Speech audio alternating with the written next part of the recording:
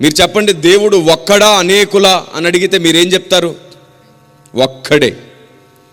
ఈ సమాజాన్ని కూడా అడుగుదాం, దేవుడు ఒక్కడా అనేకులు అంటే అందరూ ఏమంటారంటే ఒక్కడే సార్, దేవుడు ఒక్కడే అని చెప్పి వెంటనే అంటారు అందరూ ఒక్కటే సార్. మొదట ఏమన్నారు? ఒక్కడే అన్నారు. వెంటనే ఏమన్నారు? అందరూ ఒక్కటే అంట. లేదు లేదు, అందరూ ఒక్కటే అయ్యే అవకాశం లేదు. ఒకే ఒక్కడున్నాడు.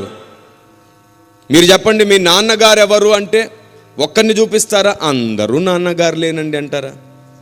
ఒక్కడనే చూపించాలి.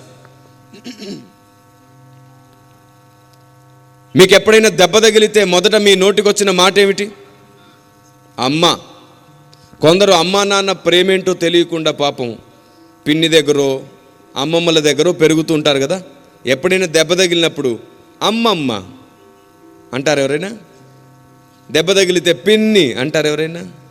పోనీ కొందరు అనాథలు ఉంటారు, అనాథ శరణాలయంలో పెరుగుతారు, వాళ్ళకు వార్డెన్ ఉంటాడు. దెబ్బ తగిలితే వార్డెన్ గారు అంటారు ఎవరైనా? దెబ్బ తగిలినప్పుడు ఏమంటారు? అమ్మ. అవును, మీరు ఎప్పుడైనా దెబ్బ తగిలితే అమ్మలారా అన్నారా? ఎందుకు అనలేదు? అది అమ్మ ఒక్కతే కాబట్టి అమ్మలారా అని అనేకుల్ని పిలిచినట్టుగాక అమ్మ అని ఒక్కదాన్నే పిలిచే స్వరం ఒకటి మనలోంచి వస్తుంది. అమ్మ ఒక్కతే.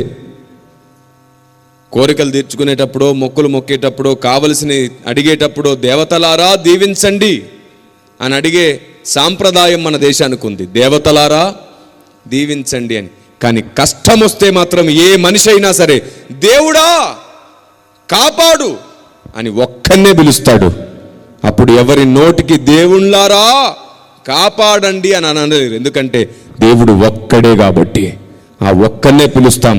అమ్మ కూడా ఒక్కతే కాబట్టి దెబ్బ తగలగానే అమ్మా అని ఒక్కదాన్నే పిలుస్తాం. దేవునికి స్తోత్రం కలుగును గాక.